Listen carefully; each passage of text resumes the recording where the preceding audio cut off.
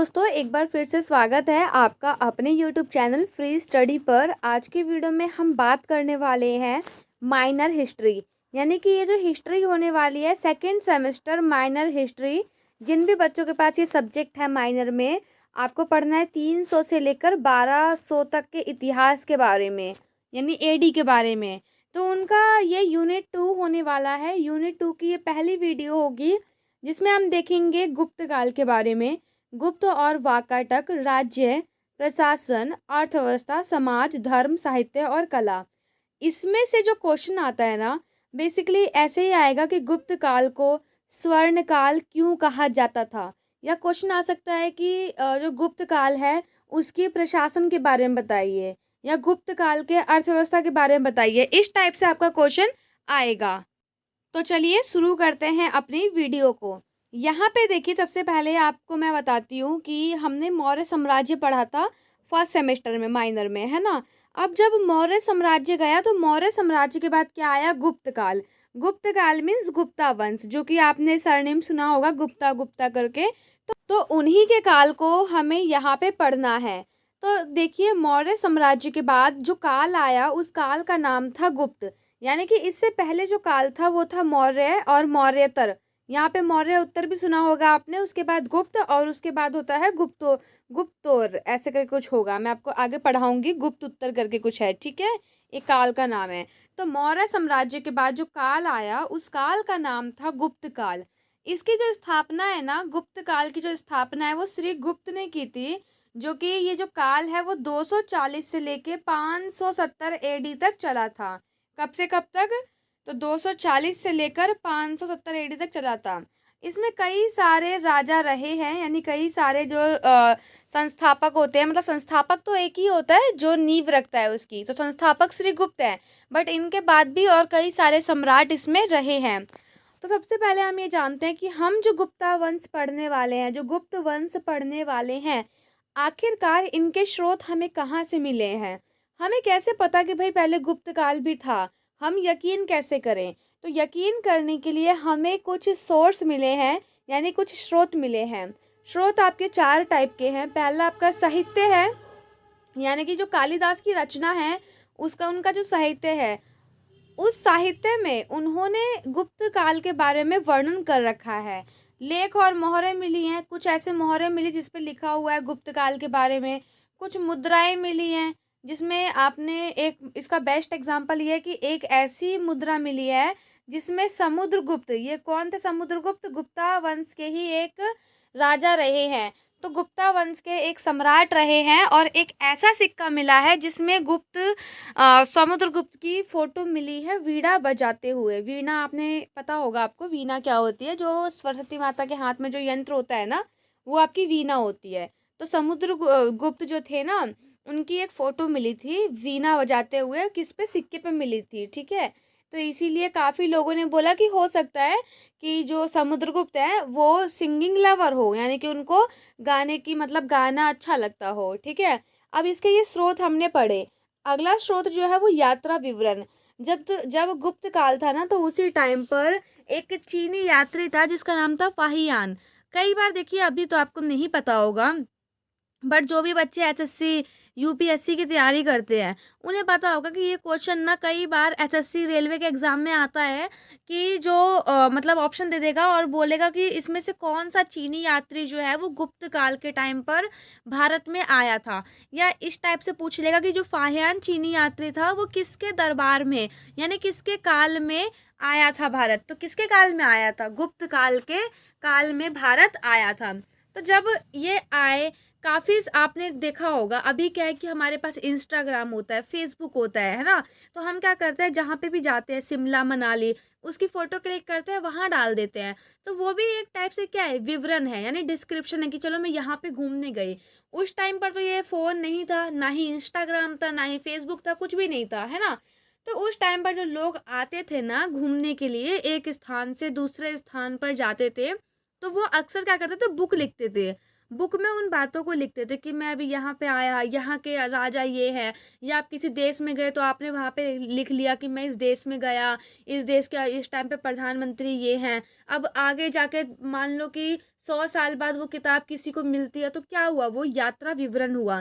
तो यात्रा करने के लिए जो चीनी यात्री थे जिनका नाम फाहियान था, वो अपने देश से हमारे देश में हमारे देश का भ्रमण यानी घूमने के लिए आए थे। इतना क्लियर हुआ। तो ये जो 4 स्रोत हैं जिससे हमें पता लगता है कि हाँ, मौर्य साम्राज्य के बाद ही गुप्त काल जो है आया था। गुप्त काल की स्थापना श्री गुप्त जी ने की थी, जो कि ये है। उसके बाद देखिए ये कहाँ से कहाँ तक फैला हुआ था। तो इंडिया का मैप तो हर बच्चे को पता होता है। अभी तो ये इंडिया है जो कि हमारा 1947 में हमारे भारत का विभाजन हुआ है ना। लेकिन जब गुप्त काल था तब थोड़ी ना विभाजन था, या तब थोड़ी ना ऐसे अफगानिस्तान और मतलब पाकिस्तान ऐसा था। मतलब अफगानिस्तान था लेकिन पाकिस्तान नहीं था, पाकिस्तान तो इंडिया ही था पहले, है ना। तो उस टाइम पर देखिए ये जो आपको राज्य दिख रहा है ना जिसमें पूरा कलर हो रखा है, ये पूरा गुप्त काल का था। यानी कि गुप्त काल के जो राजा थे ना वो यहाँ यहाँ पर राज्य करते थे। अब इसमें क्या आता है, दिल्ली भी आ रहा है, यूपी आ रहा है, एमपी आ रहा है, राजस्थान है, इधर से गुजरात है, देखो तो यहाँ पे देखो राजस्थान, गुजरात, यूपी, यहाँ पे यूपी है, यहाँ पे एमपी है, ये फिर ये बिहार है, मतलब काफ़ी सारे, ये वेस्ट बंगाल का क्षेत्र भी आ रहा है इसमें। तो इस टाइप के काफ़ी सारे क्षेत्र इसमें आया करते थे गुप्त काल के शासन के टाइम पर। अब देखिए जो डार्क वाला है, यानी कि आपने एक वर्ड सुना होगा जो कि होता है साम्राज्य विस्तार, जो कि होता है साम्राज्य विस्तार यानी कि साम्राज्य को बढ़ाना। तो जो चंद्रगुप्त मौर्य थे ना, जो जो ब्लू लाइन दिखेगी अभी आपको, या आप ये समझो ये जो जो समुद्रगुप्त थे ना, इन्होंने यहाँ यहाँ तक अपने राज्य को फैलाया है। ठीक है। अब ये देखो ब्लू वाला है ना, यहाँ पे इन्होंने अपनी जो उनकी राजधानी है, उन्होंने अपनी राजधानी यहाँ पे बनाई थी इस नीले हिस्से में। तो इस टाइप से इनका मतलब आधे भारत पर इनका हिस्सा था। अब यहाँ पे देखिए श्री गुप्त जी के बारे में हम थोड़ा सा पढ़ लेते हैं। श्री गुप्त जी का जो शासन काल है वो 240 से लेके 280 एडी तक रहा है, और गुप्त वंश के ये संस्थापक थे, हमें पता है। और इनको महाराज की उपाधि मिली हुई थी, यानी कि महाराज श्री गुप्त। उपाधि का मतलब होता है कि फिर वो चीज़ पहले बोलना, है ना। जैसे आपने कई नाम सुने होंगे कि वो उनके सरनेम नहीं होते, लेकिन जैसे बापू, हम बापू किसे बोलते हैं, आप सभी को पता है ना, महात्मा जी को बोलते हैं बापू, बोलते हैं ना बापू। तो वो उनको उपाधि मिली हुई है। इसी टाइप से जो श्री गुप्त जी थे उनको महाराज की उपाधि मिली हुई थी, और इन्होंने अपनी लाइफ में एक भी युद्ध नहीं लड़े हैं। साथ में इन्होंने अपने गुप्त वंश की जो स्थापना है वो प्रयाग, जो प्रयागराज है यूपी में, प्रयागराज के निकट एक क्षेत्र था जिसका नाम कौशाम्बी था, वहाँ पर की थी। इन्होंने गया में चीनी यात्रियों के लिए एक मंदिर बनवाया। ये हमें कहाँ से पता लगा है, जो चीनी यात्री जो फाहियान जो थे वो हमारे भारत में आए, उन्होंने भारत का भ्रमण किया। और जब चीनी यात्री हमारे भारत में आते थे, मतलब मान लो ये चीन है, ये इंडिया है, यहाँ से चीनी यात्री आते थे, है ना। तो फिर गुप्त काल के टाइम पर जो श्री गुप्त थे, उन्होंने क्या किया, जो चीनी यात्री थे उनके लिए एक मंदिर बनवा दिया वहाँ पर रहने के लिए।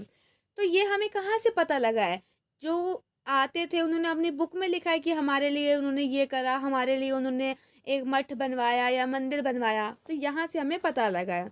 उसके बाद देखिए इनके मृत्यु के बाद इनका जो पुत्र था जिसका नाम घटोत्कच था वो इनका उत्तराधिकारी बना। यानी कि इनके मरने के बाद घटोत्कच जो है वो राजा बना।